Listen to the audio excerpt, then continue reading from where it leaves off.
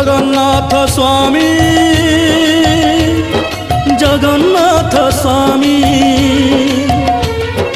जगन्नाथ स्वामी जगन्नाथ स्वामी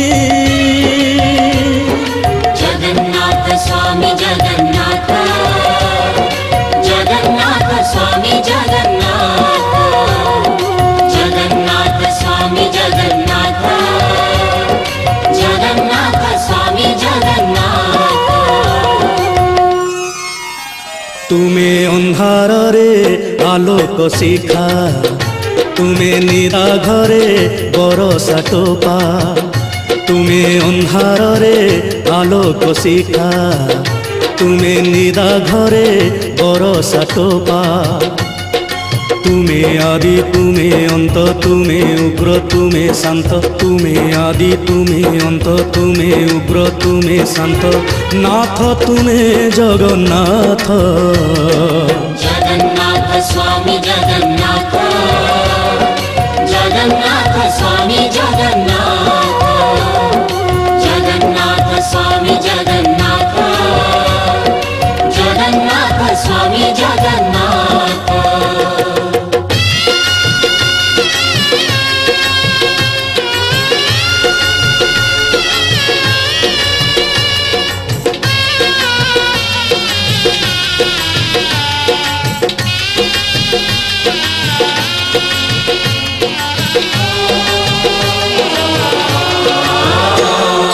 अखिल मोहन तुमे सत्य सनातन सर्वव्यापी निराकार तुमे सुदर्शन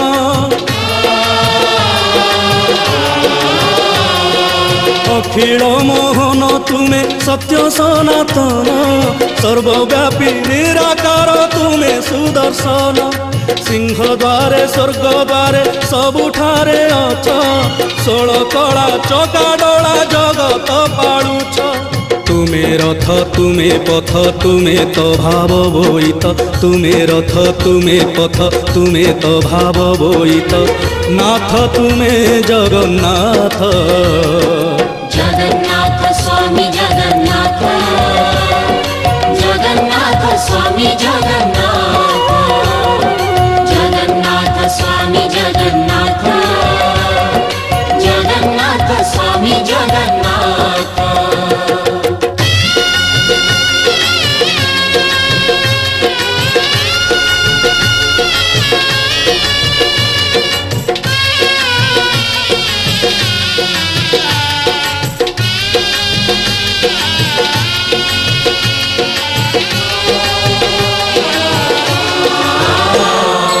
अंधर लौड़ी तुमे निर्मलर बल निधनर धन पुणी तुमे कर्म फल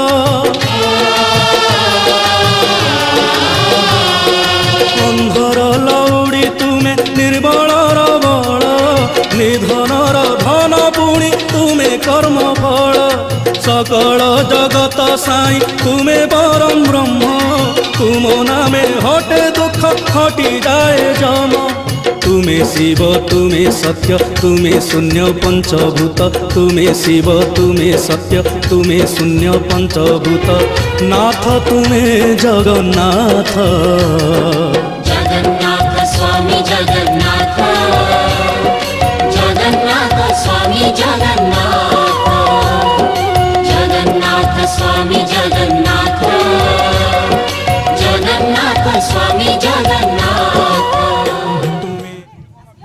आज ये चौत्र रौद्र अवसर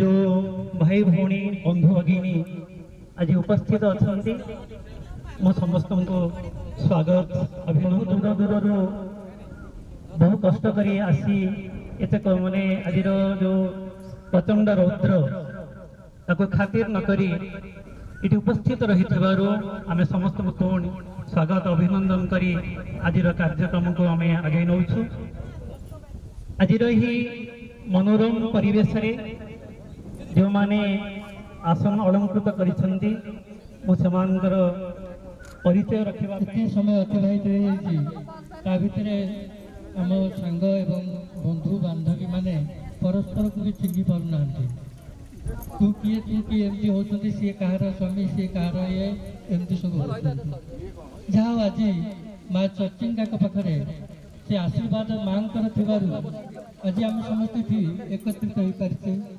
आमर साहब अशोक शरत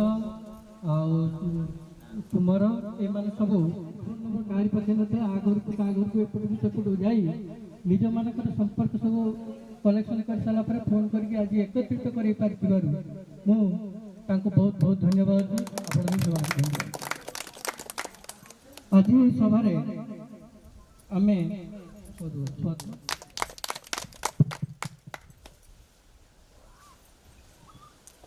दिव्य सिंह पुष्पपालक हर्षमणि पंडा स्वामी आमर मुख्य अतिथि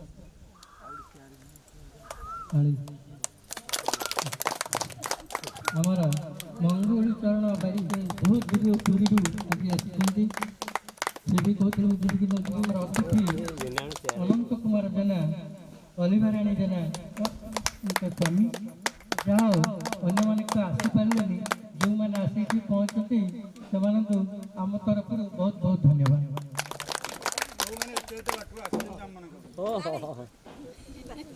वर्तमान सभापति को अनुरोध करी कि आम विषय किसी बाट बंध हाईस्कल पुरातन छात्र छात्री मानक नहीं मो तरफ से विशेष विशेष धन्यवाद जहाँ फल आम जो जानिले वो परिचय मनीष जीवन में गर्व कर चलती एमती गोटे सुजोग आसे आम एकाठी गोटे जगार रहीगले आम किसी समय से मुक्त हो जाऊ एवं आम मनटा प्रफुल्लित हो आम समय जाचे आम जिते हसवा जिते मन को प्रफुल्लित करवा जिते निज निज भावर आदान प्रदान करवा सेते आम निरोगी रहा आमको ईश्वर जी अन्मय देते आम तार भितर जदि हस खुशी समयटा ये भाव वर्षे थे अंततः घरे एकाठी हो पार आमर जीवनटा धन्य होम जी दिन अच्छे हस खुशी रही जा जो मान प्रचेषार यू कार्यक्रम भल हो मत लगुच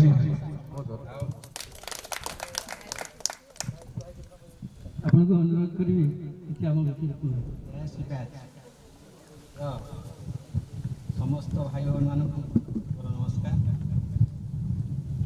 एवं उपस्थित समस्त युद्ध एवं युद्ध अभ्यास कहले तो हम समस्त स्मरण ही रु आपण सहित किसी समय बिताई निजक भाग्यवान मन कर जय जगन्नाथ प्रधानमंत्री पराक्रम समस्ते भले था समस्त एमती हस खुशी प्रतिवर्ष ये गोटे बंधु मिलन आयोजन कर सब भाई बंधु अनुरोध करी समस्त को धन्यवाद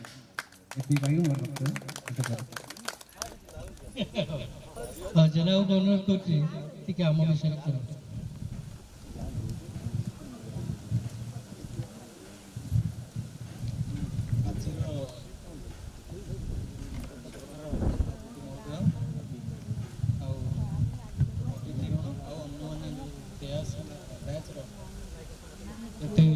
सब आसी समस्त भाई भौन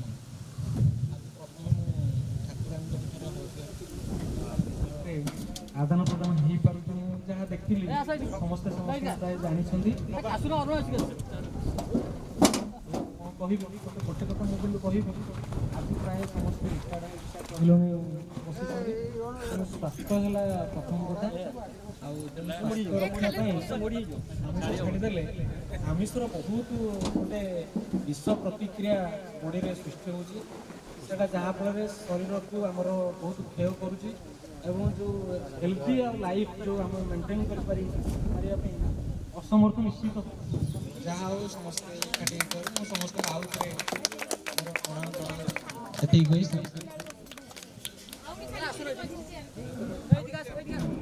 ଭବରଙ୍ଗମହି ତଳେ ସର୍ବେ ନିଜେ ନିଜ ଅଭିନୟ ସାରି ବାହୁଡ଼ିବେ କାଳ ବଳେ। ପ୍ରକୃତରେ ଏ ସୃଷ୍ଟିକୁ ଯିଏ ଆସିଛି ସେ ଦିନେ ନା ଦିନେ ଆଜି ଆମେ ଏଠି ଏକାଠି ହେଇଛୁ, କିନ୍ତୁ ଆମ ଭିତରୁ 4 ଜଣ ଆଉ ନାହାନ୍ତି। ସେମାନେ ଇହ ଧ୍ୟାନ ତ୍ୟାଗ କରିଛନ୍ତି। ଆମେ ସମସ୍ତେ ଜାଣିଛେ ଏ ସଂସାର ହେଉଛି ଅଳିକ, the whole world is illusion. ତେଣୁ ସେମାନେ ନାହାନ୍ତି, ଆମେ ବି କିଛି ଦିନ ପରେ ସଂସାରରୁ ବିଦାୟ ନେବା। ଏଇଟା ହେଉଛି ପ୍ରକୃତିର ଏକ ନିୟମ। ତେଣୁ ଆଜି ଆମେ ସମସ୍ତେ ଏ 4 ଜଣ ଭାଇ ଆମ ପାଖରେ ନାହାନ୍ତି। ମୁଁ ସମସ୍ତଙ୍କୁ ଅନୁରୋଧ କରିବି ଆମେ ସମସ୍ତେ ଛିଡ଼ା ହେବା, ସମସ୍ତେ ଛିଡ଼ା ହେବା ଏବଂ ଏ କାରଣ ହେବ, ତାପରେ ଆମେ ସମସ୍ତେ ଆସନରେ ବସିବା। ହଁ, ବର୍ତ୍ତମାନ ଆରମ୍ଭ କରିବା। ମୁଁ ଆଖି ବନ୍ଦ କରି ନୀରବରେ সেই অমর আত্মার সদ্গতি ପାଇଁ ଭଗବାନଙ୍କ ପ୍ରାର୍ଥନା କରିବା।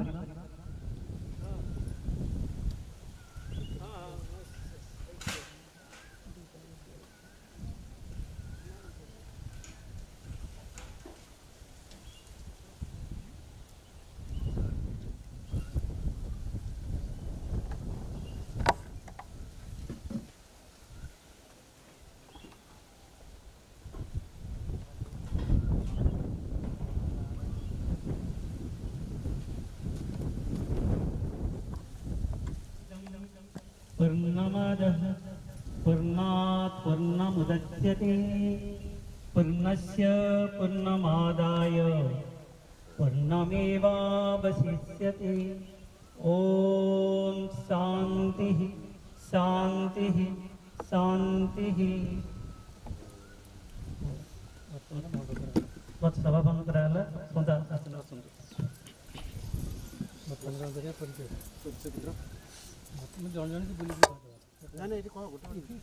ମୋର ସ୍ୱାମୀ ଏଇଆ ଏତିକି କୁହନ୍ତୁ, ପରିଚୟ ଟିକେ ଦେବା ଆସନ୍ତି, ଆମେ ତ ଜାଣିବା ଦରକାର।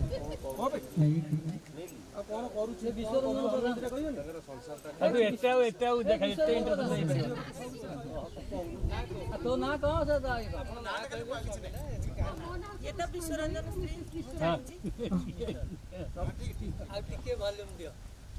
ସେଇପଟେ ଖାଲି ଲେଡିଜ ଦେ। ତମ ନାଁ ଖାଲି କୁହ, ନା ଧରିବ ନା ଚଳିବ ଆଜିକାଲି ଜୀବନ। କୁହ ନାଁ ଧରିଲେ ଆଜିକାଲି କଣ ଅଛି? କିଛି ନାହିଁ। ଯିବ କାମରେ ଦବ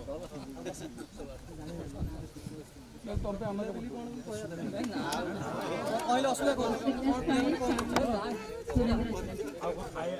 ଧନ୍ୟବାଦ।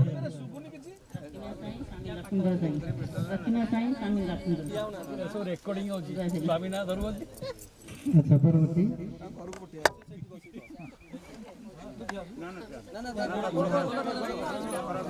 ସବୁ ସବୁ ମୁଁ ହେମଲତା ସେଠୀ ଭାଟବନ୍ଧ ହାଇସ୍କୁଲ 83 ବ୍ୟାଚର ଜଣେ ଛାତ୍ରୀ।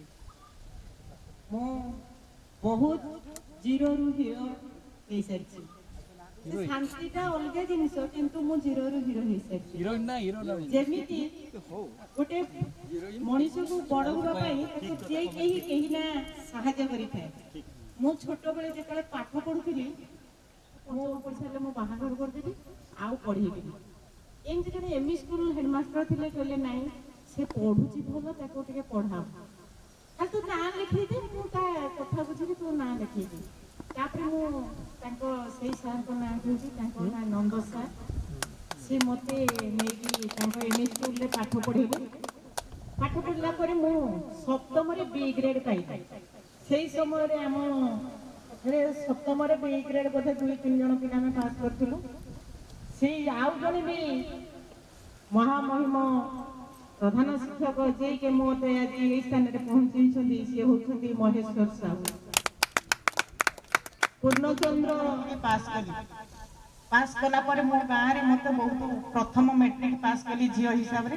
ତେଣୁ ବହୁତ ଗର୍ବ, ଉତ୍ସାହ, ଆନନ୍ଦର ସହିତ ମୋ ଭାଇ ମୋତେ ନେଇ କଲେଜରେ ନାଁ ଲେଖାଇଲେ। ତାପରେ ମୁଁ ଆଇଏ ପାସ୍ କଲି। ଆଇଏ ପାସ୍ କଲା ପରେ ଭାଇ ମୋତେ ପାଠ ପଢିବାକୁ ପୁରା ମନା କରିଦେଲେ। କହିଲେ ନା, ତୁ ଆଉ ପାଠ ପଢି ପାରିବୁନି, ତୁ ଯୋଉ ପର୍ଯ୍ୟନ୍ତ ଗଲାଣି ସେଇ ପର୍ଯ୍ୟନ୍ତ ମୁଁ ଗୋଟେ ଜ୍ୱାଇଁ ଠିକ୍, ମୁଁ ତୋତେ ବାହାଘର କରିପାରିବିନି। ମୁଁ ତତେ ପାଠ ପଢ଼େଇ ପାରିବିନି। ଏଇ ସମୟରେ 10 ଟଙ୍କା ପାଇଁକି ବୋଧେ ମୁଁ 10 ଘର ବୁଲିଛି, ମତେ 10 ଟଙ୍କା ଦିଅ ମୁଁ ଖାଲି ଆଡମିସନ କରିବି ବୋଲି। ବହୁତ କଷ୍ଟରେ ମୁଁ 10 ଟଙ୍କା ମୋ ଭାଉଜ କାନ୍ଦି କାନ୍ଦିକି ଯୋଗାଡ଼ କରିକି ଦେଲେ ମୁଁ ଆଡମିସନ କଲି। କିନ୍ତୁ ଆଡମିସନ କଲା ପରେ ମୁଁ ଅନର୍ସ ଦେଖା ହେଲା ନିମାପଡ଼ା ବଜାରରେ, ତା ନାଁ ହଉଛି ବିନୋଦିନ ଦାସ। କହିଲେ ତୁ ହେମ କାହିଁ ପାଠ ପଢୁଛୁ, ତୁ ପଢନି ଏବେ, ପଢନି ଏବେ, ତୁ ଯା ସିଟି ଫର୍ମ ଆଣିକି ତୁ ସିଟି ଆପ୍ଲାଏ କରିଦେ, ତୁ ମୋର ତୋର ଫ୍ୟୁଚର ହେଇଯିବ। ସେଇଠୁ ମୁଁ ସାଙ୍ଗେ ସାଙ୍ଗେ ଆସିଲି। ଆଉ ଭଗବାନଙ୍କ ନିର୍ଦ୍ଦେଶ କ୍ରମେ ମତେ 3 ଜଣ ଲୋକ ସାହାଯ୍ୟ କଲେ। ମୁଁ ସିଟି ଗଲା ପରେ ମତେ ସେଇ ସମୟରେ ମଧ୍ୟ ବହୁତ ଲୋକ ସାହାଯ୍ୟ କରିଛନ୍ତି। ମୁଁ ସାମାନ୍ୟ କଲେଜରୁ ସାର୍ଟିଫିକେଟ ନେଇକି ସିଟି ଆଡମିସନ କରିବାକୁ ମୋ ପାଖେ ପଇସା ନଥିଲା। ତାପରେ ବହୁତ କଥା, ତେଣୁ ଗୋଟେ ଛୋଟ ପିଲା ବଡ ହବା ପାଇଁ ସେ ସବୁବେଳେ ଅନ୍ୟର ବହୁତ ସାହାଯ୍ୟ ଚାହେଁ, ସେ ସାହାଯ୍ୟ ପାଏ। କିନ୍ତୁ ସେ ଯଦି ଫଳବତୀ କରିପାରେ ଜୀବନରେ ଦିନେ ନା ଦିନେ ସେ ସଫଳତାର ଶୀର୍ଷରେ ହିଁ ପହଞ୍ଚି ପାରେ। এইটা ମୁଁ ଅଙ୍ଗେ ଲିଭେଇଛି। ସେଇ ମହାମହିମ ଯୋଉମାନେ ମତେ ପ୍ରତି ପଦକ୍ଷେପରେ ସାହାଯ୍ୟ କରିକି ଆଜି ମତେ ଏଠି ଠିଆ କରିଛନ୍ତି, ସେଇମାନଙ୍କ ଉଦ୍ଦେଶ୍ୟରେ ମୋର ବିନମ୍ର ପ୍ରଣାମ। ସେଇମାନଙ୍କ ଯୋଗୁଁ ଆଜି ମୁଁ ଆଜି ଏଇଠି ହେଇଯାଇଛି। ସେତିକି ବି ନୁହେଁ, ଭଗବାନଙ୍କର ଆଶୀର୍ବାଦ ମୋ ଉପରେ ଥିଲା। ମୋ ଭାଇ ବହୁତ କଷ୍ଟରେ ମତେ ପାଠ ପଢେଇକି ମଣିଷ କରିଛନ୍ତି, ମୁଁ ଆଉ ବାହା ହେବିନି। ଇଭିନିଂ ମୋ ସାନ ଭଉଣୀ ମଧ୍ୟ ବାହା ହେଇସାରିଥିଲା। ସେଇ ସମୟରେ ଜଣେ ଉଦାରଚେତା ଲୋକ ଥିଲେ, ଯିଏକି ମତେ ଗୋଟେ ଫୁଲମାଳ ଦେଇକି ମଧ୍ୟ ବାହାଘର ହେଇଛନ୍ତି, ଗୋଟେ ଯୌତୁକ ବି ନେଇନାହାନ୍ତି। ସେ ଆସିଛନ୍ତି, ଫେରେଇଛନ୍ତି। ସେ ଜଣେ ଏମ୍ପ୍ଲୟି, ସେ ଟଙ୍କା ଲକ୍ଷେ ପାଖାପାଖି ରୋଜଗାର କରୁଛନ୍ତି, କିଛି ନାହିଁ। କିନ୍ତୁ ମୋ ଜୀବନରେ ମୁଁ ଯୋଉଠି ପହଞ୍ଚିଲେ ମଧ୍ୟ ଯୋଉମାନେ ମତେ ସାହାଯ୍ୟ କରିଛନ୍ତି କି ପଦେ କଥା କହିକି ଆଜି ଏତେ ବାଟ ନେଇଛନ୍ତି, ମୋ ଜୀବନ ସାରା ସେମାନଙ୍କୁ ଭୁଲିବିନି। ଆଉ ମୁଁ ସମସ୍ତଙ୍କୁ ଅନୁରୋଧ କରୁଛି, ଆଉ ପିଲାମାନେ ବି ଯିଏ ଅଛନ୍ତି ସେମାନଙ୍କୁ ମଧ୍ୟ କହୁଛି ଭୁଲିବନି। ତାଙ୍କ ଉଦ୍ଦେଶ୍ୟରେ ସନ୍ଧ୍ୟାବେଳେ ହଉ ଠାକୁରଙ୍କ ପାଖରେ ଗୋଟିଏ ମୁଣ୍ଡିଆ ମାରିବ, ସେଇମାନେ ମୋର ନମସ୍ୟ, ଯାହା ପାଇଁ ମୁଁ ଆଜି ଏଠି ପହଞ୍ଚିଛି। ଆମେ କେବେ ଠାକୁର ପୂଜିବାକୁ ମୁଁ ପସନ୍ଦ କରେନି। ହଁ, ମୁଁ ମୁଣ୍ଡିଆ ମାରେ, ନମସ୍କାର କରେ, ଫୁଲ ଦିଏ, ପୂଜା କରେ, କିନ୍ତୁ ପ୍ରକୃତରେ କେବେ କାଠ ପଥର ନ ପୂଜି ଆସେ ପୂଜ ଜିଅନ୍ତା। ପଢି ପାରୁନଥିବା ପିଲାମାନଙ୍କୁ ପାଠ ପଢାଅ, ବାଟ ଦେଖୁନଥିବା ପିଲାମାନଙ୍କୁ ବାଟ ଦେଖାଅ। ଆଜିର ଶିଶୁ କାଲିର ନାଗରିକ। କିଏ ଜାଣେ ମୋ ଭଳିଆ ପତର ଗୋଟଉଥିବା ଝିଅ ଆଜି ଗୋଟେ ଭଲ ସ୍ଥାନରେ ପହଞ୍ଚି ପାରିଛି, ସେମିତି ଅନେକ ମଧ୍ୟ ପହଞ୍ଚି ପାରନ୍ତି। এইଭଳିଆ ତମର ଅତିକ୍ରାନ୍ତ ବୟସରେ ମୁଁ ଆପଣମାନଙ୍କୁ ସମସ୍ତଙ୍କୁ ଅନୁରୋଧ କରୁଛି, এইଭଳିଆ ସୁଯୋଗ ଆସିଲେ କେହି କେବେ ହାତ ଛଡା କରିବନି କି ଅବହେଳା ପ୍ରଦର୍ଶନ କରିବନି। ଜୟ ଜଗନ୍ନାଥ। ବହୁତ ବହୁତ ଧନ୍ୟବାଦ। ନିଜ ଅନୁଭୂତିର ବଖାଣି ଥିବାରୁ ମୁଁ ତାଙ୍କୁ ମୋ ତରଫରୁ ଏବଂ ଆମର ପୁରା ସମ୍ପୂର୍ଣ୍ଣ କ୍ଲାସ ତରଫରୁ ଧନ୍ୟବାଦ କରୁଛି। ଏବେ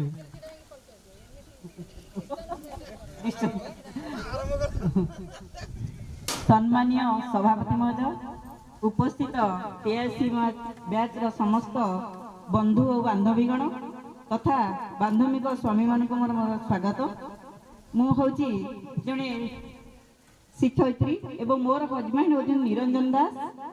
घर को मु बोही जीवार कारण होती मोर प्राथमिक शिक्षक नना मत जाशुणी बोहू को नहीं किंतु मु जो 16 मसीह बैच फिस्ट आरंभ करी मो हजबैंड को मन खाली समझ फोन करके बैच फिस्ट मैंने विगत 4-5 वर्ष लानी से बोलते समस्त कॉल कर चलती हाँ करवा हाँ करवानी यारी भितर कुमार बाबू आमर अरुण बाबू पंडा बाबू मुझे जन जानी अशोक बाबू सबुदिन फोन आपको दायित्व दिया जिते जन अच्छा लेडीज से तमें ही कॉल कर तेणुक सी समस्त सब कॉल कर चलले। बर्तमान जो अनुभूति कहले आम दीदी आज सका कॉल कर हेम तू आसु तो ना ना ना मो गोड़ एत से उत्कंठार सहित सांग मान सहित मिसवे एवं फोन राति मोर भी कान कण हो फोन देखी जहा हो फोन परिसमाप्ति घटी एवं बंधु मिलन हो सारी जहा हो मत एत खुशी लगुच जे मो सांग मानू फोन कली ए वर्ष कोरोना रे बैच फिस्ट हेई पालानी मु मोर मिस्टर सहित तांको बैच फिस्ट के जाउछि ना जा हो तमे जोठी होले एडजस्ट कर देछु कोन तेनु ए बैच फिस्ट माने होची आमे ए बयस रे सांग मानक सहित दी पद कथा हेले सार आगुर कहि सरचंदी हमर जो अछंती सरस्वती विद्या मंदिर रे जे प्रकृत रे निजर दुख सुख शेयर कले बंधु मान सहित भल लगे जहाँ मोर अनुभूति कारण वर्तमान समय समस्त पिला माने बड़ हो गले ए शाशुघर बापघर ये से सब कार्य धंदा भितर ये जड़े मैडम कहते मो झील बाहा करते कौन करी तार सब भार देली ये कली किंतु गोटे दिन जमती हेले भी आपण जदि एमती अतिबाहित करेंगे निश्चिंत रूप आपको भल लगे एवं प्रत्येक वर्ष यदि कर चलिए निश्चिंत जीवन में किए केते काम करुचंदी किंतु भल लगे बोली मैं आशा करुच्ची एवं आपनकर ये बैच फिस्ट प्रत्येक वर्ष लगी रहू यह माँ चचिंगा पाखे मो नमस्कार जनाई आज गत शेष करुच्ची सर्वे भवन्तु सुखिनं सर्वे सन्तु निरामया सर्वे भद्राणी पश्यन्तु मा कश्चित् दुःखा भवेत् ओम शांति शांति शांति।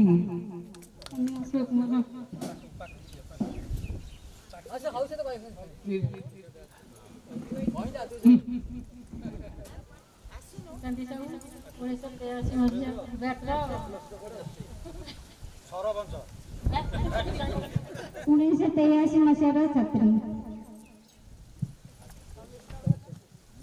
मु विनोदिनी दास 1983 मसीहार छात्री मो शाशुघर बड़गा मो स्वामी जन प्राइमरी टीचर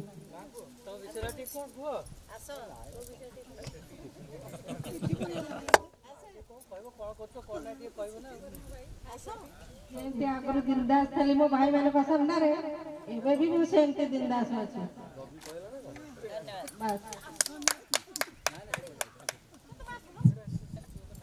लक्ष्मी प्रिया दास 83 मसीहार जन छात्री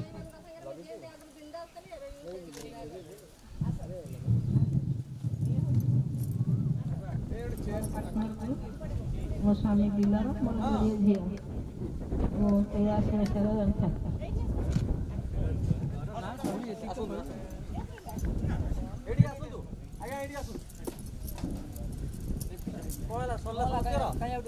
नहीं कहतु अपन ना खाली कहतु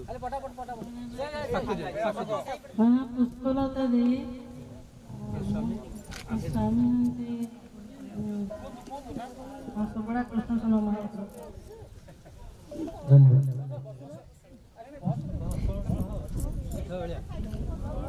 शीघ्र बाहर कर आज शीघ्र बाहर मुझे अवस्था मुझे सेमती कहीं न धन्यवाद जहाँ गोटे अनुभूति कथा कहले पिला माने को शीघ्र बाहा करियो मो अलिबा परिडा मो हस्बैंड अनुजना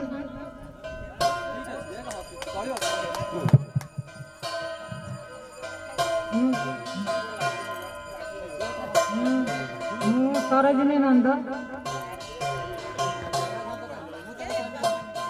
धन्यवाद रंजना बड़ी शरद चंद्र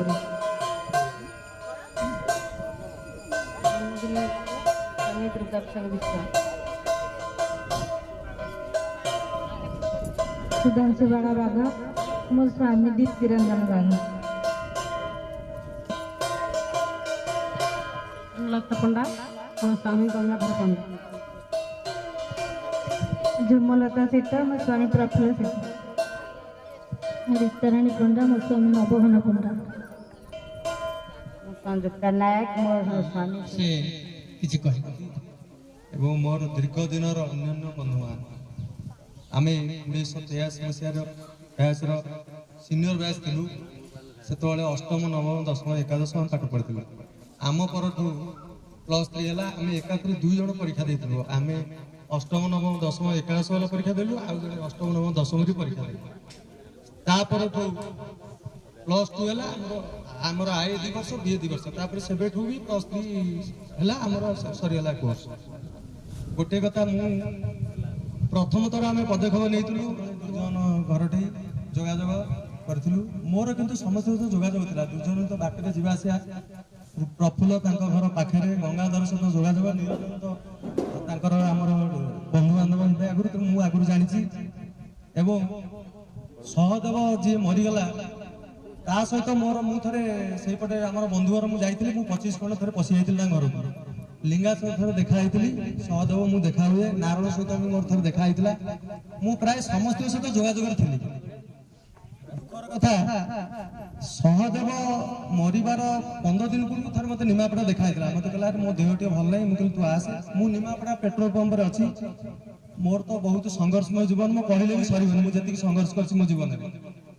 ସେ ଥରେ ଦେଖା ହେଲା, ମୁଁ କହିଲି ତୁ କଣ ହଉଛି ତୋର? ମୁଁ କହିଲି ତୁ ଆସେ, ଯଦି କଣ ଅସୁବିଧା ମୁଁ ତତେ ସାହାଯ୍ୟ କରିବି। କାରଣ ମୁଁ ବି ଗୋଟେ ଆମର NGO ଥିଲା ଗାଁରେ, ଆଡୋଲ ଅର୍ଗାନାଇଜେସନ, ମୁଁ ସେଥିରେ ଅର୍ଗାନାଇଜେସନରେ କାମ କରୁଥିଲି। ଆମେ ସବୁ ଗରିବ ଲୋକଙ୍କ କାମ କରୁଥିଲୁ।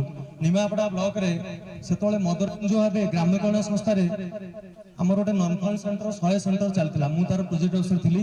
ପ୍ରତି ଗାଁ ମୁଁ ସବୁ ବୁଲିଛି ଏବଂ ମହିଳା ସଂଗଠନ ବି ଆମେ କରିଛୁ। କିଛି ଦିନ ପରେ ସେ ଗାଁ ଗଣ୍ଡଗୋଳ ହେଲା, ଗଣ୍ଡଗୋଳ ପରେ ମୁଁ ସେ ଅର୍ଗାନାଇଜେସନ ପରିତ୍ୟାଗ କଲି। ତାପରେ ଆସି ପେଟ୍ରୋଲ ପମ୍ପରେ ଦୀର୍ଘ 22 ବର୍ଷ ହେଲା ସେଠି ଚାକିରି କରିଛି। ନିମାପଡ଼ା ପେଟ୍ରୋଲ ପମ୍ପରେ ଆକାଉଣ୍ଟାଣ୍ଟ ଓ କ୍ୟାସିୟର ଭାବେ ଅଛି। ସେଇଠି ମୋର ପ୍ରାୟ ସମସ୍ତଙ୍କ ଯୋଗାଯୋଗ ହୁଏ। ନିରଞ୍ଜନ, ଦୁର୍ଜନ, ମୁଁ ଥରେ କହିଲି ଦେଖେ ଆମେ ବହୁତ ଦିନ ହେଲାଣି ଆମେ ସବୁ ବ୍ୟାଚ୍ ଫିଷ୍ଟ ଗୋଟେ କରିବା। ତେଣୁ ବୁଲିଲୁ 4-5 ଦିନ କାଳ ମୁଁ ବୁଲିଲି। ମୁଁ ପ୍ରଥମେ ପୂର୍ଣ୍ଣିମାର ପୁତୁରା ସେ ଥରେ ଦେଖା ହେଇଗଲା। ମୁଁ ଏମିତି ବୁଝୁ ମୁଁ କହିଲି, ସେ କହିଲା ଅଙ୍କଲ ଆଉ ମୋର ଗୋଟେ କ୍ରେଡିଟ୍ କାର୍ଡ ଏମିତି ପଇସା ଦରକାର। ମୁଁ ତ ଆସ ଏଇଠି ଦେବି। ମୁଁ ଜାଣିଲି ସେ ତାଙ୍କ ଭାଇ ପୁଅ। ମୁଁ ସେଇଠୁ ତା ଫୋନ ନମ୍ବରଟା କଲେକ୍ସନ କଲି ପୂର୍ଣ୍ଣିମାର। ତାପରେ ଦିନ ନମ୍ବର ନିରଞ୍ଜନ ଦେଲା, ତାପରେ ସୁଧାଂଶୁ ସେନାପତି ନମ୍ବର ବି ଆମେ ସଂଗ୍ରହ କଲୁ। ଏମିତି ସମସ୍ତଙ୍କ କଥାବାର୍ତ୍ତା ହଉ ଯୋଗାଯୋଗ ହେଲା। ସେ ଯାଉ ଭଗବାନଙ୍କ ଇଚ୍ଛା 4 ଜଣ ସାଙ୍ଗ ଆଜି ଆମର ନାହାନ୍ତି, ସେଟା ବଡ ଦୁଃଖର କଥା। କିନ୍ତୁ ସମସ୍ତେ ଏକାଠି ହେବା ସହିତ ମୁଁ ଯୋଗାଯୋଗ କରୁଛି। କିଏ କାହା ଜୀବନରେ ମଣିଷ କିଏ କଣ ନେଇ ଯାଇନାହିଁ। ମୁଁ ସେଥିପାଇଁ ଭାରି ଦୁଃଖିତ ଯେ ଆମର ସାଙ୍ଗମାନେ ଆଜି ନାହାନ୍ତି। ହେମଲତା ତା ଅନୁଭୂତି କହିଲା, ମୁଁ ଜାଣିଛି ଆମେ ପିଲା ପାଠ ପଢିଲା ବେଳେ ଚପଲ ହଳେ ବି ଆମ ପାଖରେ ନଥିଲା। ମୋର ମନେ ଅଛି ସେ ଶୀତ ସାହି ଦେଇକି ଆମେ ସେ ଯୋଉ ସରଳୀ କୁଣ୍ଡ ଅଛି, ଥରେ ସେ ସରଳୀ କୁଣ୍ଡ ଗୋଟେ ପଶିକି ଆସିଲା ବେଳକୁ ଏତେ ପାଣିରେ ବୁଡି ଯାଉଥିଲେ। ଶୁଣ ମନେ ଥିବ, ଆମେ ଏତେ ପାଣିରେ ପଶିକି ସେତେବେଳେ ଚପଲ ନଥିଲା, ପିନ୍ଧିବାକୁ ସାର୍ଟ ପ୍ୟାଣ୍ଟ ନଥିବ କି ବହି ବି ନଥିଲା। ଆମେ ତ କଷ୍ଟରେ ପାଠ ପଢିଛୁ। କିନ୍ତୁ ବର୍ତ୍ତମାନ ଆମ ପିଲା ଆମେ ତାଙ୍କୁ ଯେତିକି ପଢେଇଛୁ, ସେ ବୋଧେ ଆମେ ହଳେ ପ୍ୟାଣ୍ଟ ସାର୍ଟ ପିନ୍ଧିବାକୁ ପାଇନଥିବୁ, ତାଙ୍କର 10 ହଳ ଫୋପଡ଼ା ହଉଥିବ। ସିଏ ପଇସାର କଷ୍ଟ ଅନୁଭବ କରିନାହାନ୍ତି, କିନ୍ତୁ ଆମେ ଯେତିକି କଷ୍ଟ ଅନୁଭବ କରିଛୁ। ମୋର ପ୍ରଥମ ମାଟ୍ରିକ ରେଜଲ୍ଟ ଖରାପ ହେଇଥିଲା। ତାପରେ ସେକେଣ୍ଡ ସପ୍ଲିମେଣ୍ଟାରୀ ପରୀକ୍ଷା ମୁଁ ଦେଲି ହଉଛି ଆମର ଜବାହର ବିଦ୍ୟାପୀଠରେ, ସେଠି ପାସ୍ କଲା ପରେ +2 ପାସ୍ କଲି। ତାପରେ ଗ୍ରାଜୁଏସନ ବି ମଝିରେ ଗୋଟେ ଥର ଖରାପ ହେଇଥିଲା, ମୁଁ ପଛରେ ପରୀକ୍ଷା ଦେଇ ପାସ୍ କଲି। ତାପରେ ମୁଁ ଗୋଟେ ଫାଇନାନ୍ସ କମ୍ପାନୀରେ ଚାକିରି କଲି, ମେମୋରିଆଲ ଫାଇନାନ୍ସ। ଦୀର୍ଘ 10 ବର୍ଷ କାଳ ସେ ବ୍ୟାଙ୍କରେ ଚାକିରି କଲା ପରେ ସେ ବ୍ୟାଙ୍କ ଭାଙ୍ଗିଗଲା। ସେଟା ଗୋଟେ ଅନୁଭୂତି। ମୁଁ ତାପରେ ଇରିଗେସନ ଡିପାର୍ଟମେଣ୍ଟରେ 5 ବର୍ଷ ଥିଲି। ମୋ ବେଳା ଖରାପ, ସେ ଠିକ ରେଗୁଲାର ବେଳକୁ ମୁଁ ସେଠୁ ଛାଡି ପଳେଇ। ସେତେବେଳେ 9 ଟଙ୍କା ଦରମା 300 ଟଙ୍କା ମିଳୁଥିଲା। ମୁଁ କହିଲି ସେଟା 300 ଟଙ୍କା 10,000 ଟଙ୍କା ମିଳିଲା ଫାଇନାନ୍ସରେ ମୁଁ ଚାକିରି କଲି। ତାକୁ ଛାଡିକି ଆସିବାର 2-3 ବର୍ଷ ପରେ ସେ ରେଗୁଲାର ହେଇଗଲା। ସେଠୁ ଆସିଲା ପରେ ସେଇ ପେଟ୍ରୋଲ ପମ୍ପରେ ମୋର 22 ବର୍ଷ ହେଇଗଲା। ଯାହା ହଉ ସମସ୍ତଙ୍କ ସହଯୋଗରେ ଆଜି ଏ ଯୋଉ ଆୟୋଜନ ହେଇଛି। ମୋର ଗୋଟିଏ ପୁଅ ଗୋଟିଏ ଝିଅଟି MSc କରି ବର୍ତ୍ତମାନ ସେଞ୍ଚୁରିଆନ ୟୁନିଭର୍ସିଟିରେ କେମିଷ୍ଟ୍ରି ପ୍ରଫେସର ଅଛି। ଆଉ ପୁଅଟି ମୋର ବ୍ରହ୍ମପୁରରେ MSc ମେରିନ୍ ସାଇନ୍ସରେ କରୁଛି। ସେ ବି ଭାଟନ୍ଦ ସ୍କୁଲରେ higher first class division pass କରିଥିଲା। ଆମେ ସିନା ଫାର୍ଷ୍ଟ କ୍ଲାସ ପାଇନଥିଲୁ, କିନ୍ତୁ ପୁଅକୁ ଆମର ଫାର୍ଷ୍ଟ କ୍ଲାସ କରିଥିଲୁ। ଝିଅଟି ମୋର ହାୟର ଫାର୍ଷ୍ଟ କ୍ଲାସ, ତାର ବ୍ୟବହାର ସରିଛି, ଗୋଟେ ନାତି ମଧ୍ୟ ହେଇଛି। ତେଣୁ ଶେଷ ଉପାତରେ ଆମର ବୟସର ଶେଷ ସମସ୍ତେ ଆଜି ଯୋଗାଯୋଗ। ସେଥିପାଇଁ ମୁଁ ଅନ୍ୟମାନଙ୍କୁ ସହଯୋଗ କରି ଏଠିକି ଆଣି ଏକଜୁଟ କରୁଛୁ। କୁମାର, ପ୍ରଫୁଲ୍ଲ, ଦୁର୍ଯ୍ୟୋଧନ, ଅରୁଣ, ନିରଞ୍ଜନ, ଆମେ ସମସ୍ତଙ୍କ ସହିତ ସବୁବେଳେ ଯୋଗାଯୋଗ ଥାଏ। କୃଷ୍ଣ ବି ଦେଖା ହେଇଥିଲି, ଭାଇନାଙ୍କୁ କହିଛି ଆଉ ଜଣେ ଅଲ୍ଲେଖ ଦାସ ଆମ ଗାଁରେ, ସେ ଆସିନି, ତା ସହିତ କହିଥିଲି ସେ କାହିଁ ଆସିଲାନି। କିନ୍ତୁ ଯାହା ହଉ ସମସ୍ତେ ଏକାଠି ହେବା ପରେ ମୁଁ ଆଜି ଭାରି ଖୁସି।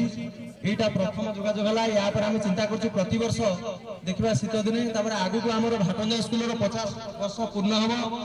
ସେ ଯୋଉ ମୋ ସ୍କୁଲ ଅଭିଯାନ ମୁଁ ସେଥିରେ ସାମିଲ ଅଛି। ମୁଁ ସେଥିରେ କୋଷାଧ୍ୟକ୍ଷ ଅଛି। ଆମ ଶରତ ସେ ବି ଅଛି। ଆଉ ଆମର ଯିଏ ଭାଟନ୍ଦ ସ୍କୁଲ ପ୍ରଥମ ଫାର୍ଷ୍ଟ କ୍ଲାସ ଯିଏ ପାଇଥିଲେ ଅନନ୍ତ ନାରାୟଣ ପଣ୍ଡା, ସେ ସଭାପତି ଅଛନ୍ତି। ଆମେ ଚିନ୍ତା କରୁଛୁ ମାର୍ଚ୍ଚ 2022ରେ ଗୋଟେ ଗୋଲ୍ଡେନ ଜୁନ୍ ପାଳନ ହବ। ଆଉ ମହେଶ୍ୱର ସାର୍ ଯିଏ ଆମକୁ ପାଠ ପଢଉଥିଲେ, ତାଙ୍କୁ ତ ମୁଁ ସବୁବେଳେ ମୋ ପେଟ୍ରୋଲ ଟାଙ୍କି ଦେଖେ। ଥରେ ମୋର ମନେ ଅଛି, ମରିବାର 6 ମାସ ପରେ ଥରେ ଦେଖାହେଲେ ମତେ କହିଲା, ଆରେ ଆଚାର୍ଯ୍ୟ ତୁ ଏଇଠି ଅଛୁ, ମୋ ଗାଡିରେ ସବୁବେଳେ। ଯାହା ହଉ ବହୁତ ଦିନ ଦେଖାହେଲେ ସେ ଭାରି ଖୁସି ହେଲେ। କିନ୍ତୁ ତାପରେ ସେ ମରି ଯାଇଥିଲେ। ଏବଂ ମହେଶ୍ୱର ସାର୍ କେବଳ ମରିଛନ୍ତି। ଆଉ ନହେଲେ ହରି ସାର୍ଙ୍କ କଥା ମୁଁ କହିପାରିନି, ହରିକୃଷ୍ଣ ରଥ ସେ ଅଛନ୍ତି, ମୁଁ ଶୁଣିଥିଲି ସେ ଅଛନ୍ତି। ତାଙ୍କୁ ଡାକି ଗୋଟେ ଆୟୋଜନ କରିବା ବୋଲି ଭାବିଛୁ, ଯୋଜନା କରିଥିଲେ ଭଲ ହେଇଥାନ୍ତା। ସବୁ ସାର୍ ଡାକିଥିଲେ କିନ୍ତୁ ସେଇଟା ହେଇପାରିଲାନି। କିନ୍ତୁ ଲକ୍ଷ୍ମୀ ସାର୍ ଭଲ ଅଛନ୍ତି। ନାରାୟଣ ସାର୍ ମୁଁ କାଲି ଜଷ୍ଟ ଗଲାବେଳକୁ ତାଙ୍କର ସେ ଚାଲି ଚାଲି ଆସିଥିଲେ, ମୁଁ ସେଠି ଅଟକିଲି, ତାଙ୍କୁ ପାଦ ଭଳି ମତେ କହିଲେ କିରେ ଅଶୋକ, ମୁଁ କହିଲି ସାର୍ ମୁଁ ଆଉ ଆପଣଙ୍କୁ ଦେଖୁନି ନାରାୟଣ ସାର୍, ସିଏ ବର୍ତ୍ତମାନ ସାଂଘାତିକ ଅବସ୍ଥା, ସିଏ ଚାଲି ପାରୁନାହାନ୍ତି। ମୁଁ ତାଙ୍କୁ ଦେଖା କରିଥିଲି। ଯଦି ଏହାପରେ ଆମେ ସାର୍ଙ୍କ ମାନଙ୍କୁ ଡାକି ଗୋଟେ ପ୍ରୋଗ୍ରାମ କରିବା, ସମସ୍ତେ ସେଥିରେ ମୁଁ ଭାରି ଖୁସି। ମୁଁ ଏତିକି କହି ମୋର ବକ୍ତବ୍ୟ ଶେଷ। ଆସିନିଟା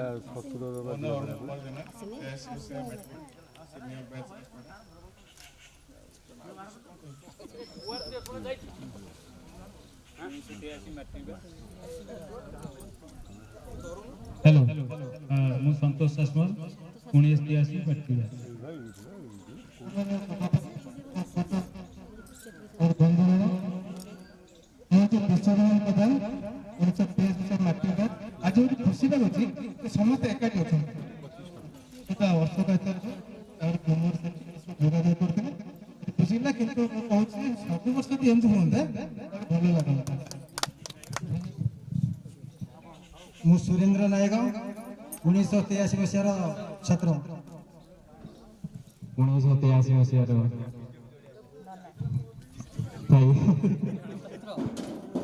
83 ମସିହାର ଛାତ୍ର। ଯାହା ମୁଁ ପାଠ ପଢ଼ିଲା ବେଳେ ମୋତେ ସମସ୍ତେ ଭଲ ପାଆନ୍ତି, କିନ୍ତୁ ସେ ବୟସରେ ଗୋଟେ କଥା ହେଉଛି କ'ଣ ନା ସମସ୍ତେ କହିଲେ ମେଣ୍ଟର ଭାବ ଜଣଙ୍କ ପାଇଁ ବିରୋଧ କଲେ, ସିଏ କେବଳ 2 ଜଣ ହେଲେ ହାତ ନରିସାରେ ଗଲେ ତୁମେ ହାତ ଟେକ ଭୋଟ ହଉ। ଏଠି 2 ଜଣ ଜଣଙ୍କ ପାଇଁ 2 ଜଣ ହେଲେ 2 ଜଣ କିଏ ସେ 2 ଜଣ ପାଇଁ ଇଲେକ୍ସନ କରାଗଲା, ସେ 2 ଜଣ ହାତ ଟେକିଲେ ଜଣଙ୍କ ପାଇଁ, କିନ୍ତୁ ମୋ ପଟେ ସବୁକେରେ ସମସ୍ତେ ଥିଲେ।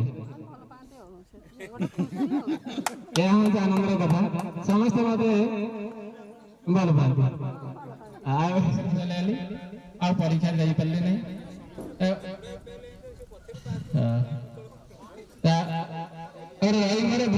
ବୃତ୍ତି ଆରମ୍ଭ କଲି। ଆଉ ଠାକୁରଙ୍କ ପାଖରେ କାମନା ସମସ୍ତଙ୍କର ମଙ୍ଗଳ ଏହା କହି ମୁଁ ମୋର ବକ୍ତବ୍ୟ ଶେଷ କରୁଛି। ଖୁସି ଲାଗୁଛି ଯେ ମାନେ 1983 ମସିହାର ବ୍ୟାଚ୍ ତାରେ ମୁଁ ସବୁ ଜାଗାରେ ଆମେ କମ୍ପେୟାର କରୁ, ମାନେ ଆଜିକାଲିର ଯେଉଁ ଷ୍ଟୁଡେଣ୍ଟ ମାନେ ଯେଉଁ ପିଲାମାନେ ଅଛନ୍ତି, ମାନେ ମାଟ୍ରିକ ପାସ୍ କଲା ପରେ ସେମାନେ ସାର୍ ମାନଙ୍କୁ ବି ଚିହ୍ନି ପାରୁନାହାନ୍ତି କି ସାଙ୍ଗକୁ ଚିହ୍ନି ପାରୁନାହାନ୍ତି। ଯେଉଁମାନେ ଆମେ ସାଙ୍ଗ ଥିଲୁ ମାନେ ଅତି ଏବେ ବି ଭଲ ବନ୍ଧୁ ଆମେ ଥିଲୁ, ଏବେ ବି ଅଛୁ, ମାନେ ସେ ସମ୍ପର୍କ ଆମର ଏତେ ମାନେ ବହୁତ ପବିତ୍ର ସମ୍ପର୍କ ଏବେ ବି ଅଛି। କିନ୍ତୁ ଆଜିକାଲିର ଯେଉଁ ପିଲାମାନେ ଆପଣ ଦେଖନ୍ତୁ ଗାଁରେ ଆସି ପହଞ୍ଚେ ବର୍ତ୍ତମାନ ମାନେ 4th ଷ୍ଟେଜ୍ ଆମର ମାନେ ସମୟ ଅପରାହ୍ନ, ତେଣୁ ସମସ୍ତଙ୍କୁ ମୁଁ ଅନୁରୋଧ କରିବି ଯେ ଯେଉଁ ଆମିଷ ଖାଦ୍ୟ ପ୍ରତି ଟିକେ ଲାଳସା କମାନ୍ତୁ। ମାନେ ଯଦି କିଛି ଦିନ ସୁସ୍ଥରେ ବଞ୍ଚିବାକୁ ଶାନ୍ତିରେ ବଞ୍ଚିବାକୁ ଚାହାନ୍ତି, ସୁସ୍ଥ ଆଉ ଶାନ୍ତିରେ ବଞ୍ଚିବାକୁ ଚାହାନ୍ତି, ଆମିଷ ପ୍ରତି ଟିକେ ଲାଳସା କମାନ୍ତୁ। ମାନେ ମୋ ନିଜ କଥା କହୁଛି, ମୁଁ ଆଜି ଦୀର୍ଘ 20 ବର୍ଷ ହେଲା ମାନେ ପିଆଜ ରସୁଣ ବି ଛାଡ଼ି ଦେଇଛି। 20 ବର୍ଷ ହେଲେ ପିଆଜ ରସୁଣ ଛାଡ଼ି ଦେଇଛି, କିନ୍ତୁ ମୁଁ କିଛି ନ କଲେ ବି ଶାନ୍ତିରେ ଅଛି, ଭଲରେ ବି ଅଛି। ଯେତିକି ବି ଅଛି ବହୁତ ଶାନ୍ତିରେ ଅଛି ଆଉ ଭଲରେ ବି ଅଛି। ଆଉ ସମସ୍ତଙ୍କୁ ଅନୁରୋଧ କରୁଛି ସେ ଜିନିଷ ପ୍ରତି ଟିକେ ଲାଳସା କମାନ୍ତୁ ଆଉ ଦୀର୍ଘଜୀବୀ ହଉ। ଆଉ ଗୋଟେ ଅନୁରୋଧ କରିବି ଯେ ଏ ଜିନିଷଟା ଆମେ ଯେତେ ଦିନ ପାଳନ କରାଯିବ ସମସ୍ତଙ୍କ ସହିତ ଆମର ଯେମିତି ସମ୍ପର୍କ ରହିବ। ଆଉ ତ 4 ଜଣ ପଳେଇଲେଣି, କିଏ ବି ଚାଲିଯିବେ ଆ ଭିତରେ କହିପାରିବେନି, ତେଣୁ ଆ ଭିତରେ ପ୍ରତିବର୍ଷ ସେଦିନର କଥା ସେଇ ଏଇ ଯେଉଁ ଫଟୋଟି ମରାହେଇଛି ହୁଏତ ଆମେ ସମସ୍ତେ ଭୁଲି ଯାଇଥିଲୁ, କିନ୍ତୁ ଅଶୋକ ଆଚାର୍ଯ୍ୟ ପାଖରେ ଯେ ଫଟୋଟି ଥିଲା ବା କୁମର ପାଖରେ ଥିଲା, ମୁଁ କେବେ ବି ଭାବିନଥିଲି ଯେ ଆମର ସେ ପିଲାବେଳର ସ୍ମୃତି ସେମିତି ସାହିତ୍ୟ ରହିବ। ଆଜିକି 3-4 ବର୍ଷ ହେଲାଣି ଶ୍ରୀଯୁକ୍ତ ଅରୁଣ ଜେନା ସବୁବେଳେ ମୋ ସାଙ୍ଗରେ ମାନେ କଣ୍ଟାକ୍ଟରେ ରୁହନ୍ତି ଏବଂ ସବୁବେଳେ କହନ୍ତି ନିର ସବୁ ହେଲା କିନ୍ତୁ ଏଇଟା ହେଇପାରିଲାନି, ଆରେ କ'ଣ କରିବି ମୁଁ କହୁନି, ମୁଁ ତ ସମସ୍ତଙ୍କୁ ଫୋନ୍ କରୁଛି ନା ତୁ କାହାକୁ କହନା ସେ ଅଶୋକ ଆଚାର୍ଯ୍ୟ ସେଇ କରିବ। ଆଉ ଅରୁଣ ଜେନା ଠାରୁ ବି ମୁଁ ଅନେକ ଶ୍ରଦ୍ଧା ବି ଖାଇଛି, ଲାଷ୍ଟକୁ ସେ ଏଇ ବର୍ଷ ମୋତେ କହିଲା ଶଳା ତୁ ଯଦି ନ ବାହାରି ମୁଁ ସ୍ୱପ୍ନ ଦେଖିବି ଏମିତି ହେଇକି ମୋ ଘରକୁ ଆସିଲା ଯେଉଁ ଦୁନିଆ ପ୍ରକାର ହିଁ ଅଶୋକ ହେତୁ ଯାହା ହଉ ଏତେ ବଡ଼ ଗୋଟେ ବନ୍ଧୁ ମିଳନ ହେଇପାରିଛି ସେଥିପାଇଁ ମୁଁ ସମସ୍ତଙ୍କ ପାଖରେ ମୁଁ ଚିରକୃତଜ୍ଞ। ଆଉ ମା ଚର୍ଚ୍ଚିକାଙ୍କୁ ଡାକୁଛି ଆମେ ଯେମିତି ଟେଷ୍ଟ ପରୀକ୍ଷା ପରେ ଆମେ ସମସ୍ତେ ଯେମିତି ଏକାଠି ହେଇ ଫଟୋ ଉଠେଇଥିଲୁ ସେମିତି ପ୍ରତ୍ୟେକ ବର୍ଷ ଏ ମାଆଙ୍କ ପାଖରେ ଆମର ଗୋଟିଏ ଦିନ ହିଁ କଟୁ ଏତିକି ମୁଁ ସମସ୍ତଙ୍କୁ ଅନୁରୋଧ କରୁଛି। ସମ୍ମାନୀୟ ସଭାପତି ମହୋଦୟ, ମୁଖ୍ୟ ଅତିଥି ଏବଂ ଅନ୍ୟାନ୍ୟ ମୋର ଭାଇ ଓ ଭଉଣୀମାନେ, ଆଜି ଏତେ ସୁନ୍ଦର ମାହୋଲ ଏଇ ଜୀବନରେ ଆସିବ ଏକଥା ଆମେ କେବେ ବି ବିଶ୍ୱାସ କରିପାରିନଥିଲୁ। ଆଉ ମୋର ସେଥିପାଇଁ ବହୁତ ଗର୍ବିତ ମୁଁ ମୋ ସାନ ଭାଇ ଅଶୋକ ପାଇଁ, ମୋ କକା ପୁଅ ସେ। ଆଜୀବନ ଆମେ ଦୁଇ ଭାଇ ଦୁଇ ସାଙ୍ଗ ଭଳିଆ ଚଳି ଆସିଛୁ। ଆଉ ପିଲା ଦିନରୁ ଆମର ଏ ସାଙ୍ଗ ହେମ ଯୋଉ କଥା କହିଲେ ଅଭାବଟା କ'ଣ ଆମେ ଜୀବନରେ ଅନୁଭବ କରିଛୁ, ଆଜି ଅଶୋକ ଅଛି। ମୁଁ ସେଇ ଗୋଟିଏ କଥା ମୋ ଜୀବନର ଅନୁଭୂତି ଆପଣମାନଙ୍କ ଆଗରେ କହୁଛି। ଏଇ 10ମ ପରୀକ୍ଷା ହେଇଥାଏ ଆମର, ଆମେ ସିନିୟର ବ୍ୟାଚର ଗୋଟିଏ ଦିନ 15 ଦିନ ମୋର ଇଚ୍ଛା ଥାଏ 15 ଦିନ ଯଦି ମୁଁ ସ୍କୁଲରେ ରହିଯିବି ତାହେଲେ ବୋଧହୁଏ ମାଟ୍ରିକ ପାସ୍ କରି ପଳେଇବି। କିନ୍ତୁ ଏ କଥାଟାକୁ ମୋର ସାନ ଭାଇ ବୁଝିପାରିଥିଲା ଠିକ ଭାବରେ। ଆଉ ମତେ ଜବରଦସ୍ତି ମୋ ଘରୁ ଛଡେଇ ନେଇ ଆସିଥିଲା। ମୁଁ କାନ୍ଦେ ବହୁତ, ପାଠ ପଢି ପାରେନି କାରଣ ସେ ଇଲେକ୍ଟ୍ରିକ ଲାଇନ ନଥାଏ। ଆମେ ବହୁତ ବଡ ପରିବାର ଥିଲୁ, 5 ଭାଇ ଥିଲୁ, ଗୋଟିଏ ଭଉଣୀ ଥିଲା ଆମର। ବହୁ କଷ୍ଟରେ ପାଠ ପଢି ହାଇସ୍କୁଲ ପର୍ଯ୍ୟନ୍ତ ଆସିଲା ପରେ ଆଉ ଏମିତି ଅଶୋକ ଦିନେ କହୁଥିଲି, ମୁଁ କହିଲି ଅଶୋକରେ ମୁଁ ବୋଧେ ଫେଲ ହେଇଯିବି ଆଉ ପାସ୍ କରିପାରିବିନି, ପାଠ ପଢିବା ପାଇଁ ମତେ ସୁଯୋଗ ମିଳିପାରୁନି, କ'ଣ କରିବି। ଏଥିରେ ମତେ ଜବରଦସ୍ତି ନେଇ ଆସିଥିଲା ହାଇସ୍କୁଲକୁ। ମେସରେ ଲୁଚେଇକିରି ରଖିଥିଲା, ମାନେ ମିଲ୍ ଯେତିକି ରୋଷେଇ ହେଇଥିଲା ସେତିକି ମିଲ୍ ମୋ ପାଇଁ ପଡିନଥିଲା।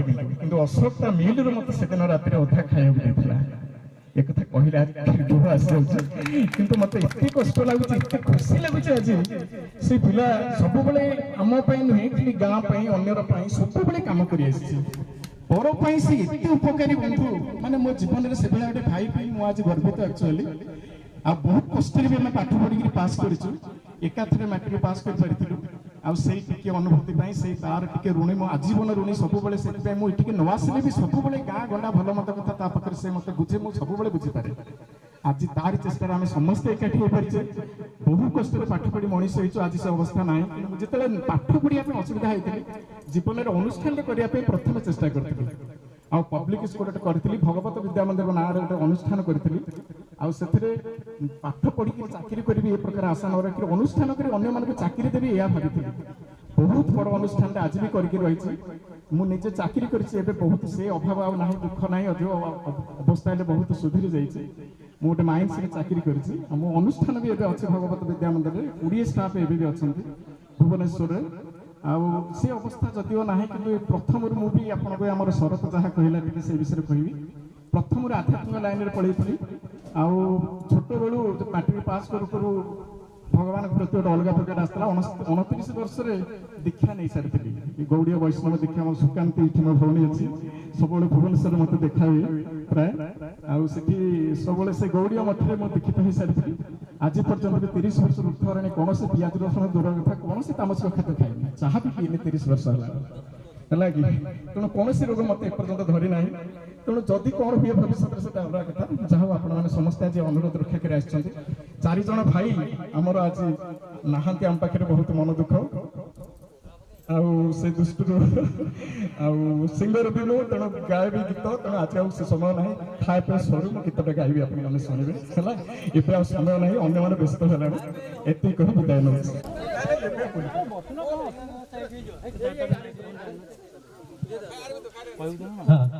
ବର୍ତ୍ତମାନ ପାଇଁ ସମସ୍ତେ ଜାଣିଛେ ଯେ ବନ୍ଧୁ ମିଳନ ଭାଗ୍ୟରେ ଥିଲେ ମିଳେ, କିନ୍ତୁ ହତ୍ୟା କରି ବାଲ୍ୟ ବନ୍ଧୁକୁ ପଛଡ଼ି ନେଇଥିଲେ। ଏ 1983 ମସିହା ବ୍ୟାଚର ଆଜି ବି ସେଇଭଳି ଏକ ମାହୋଲ ସୃଷ୍ଟି ହୋଇଛି।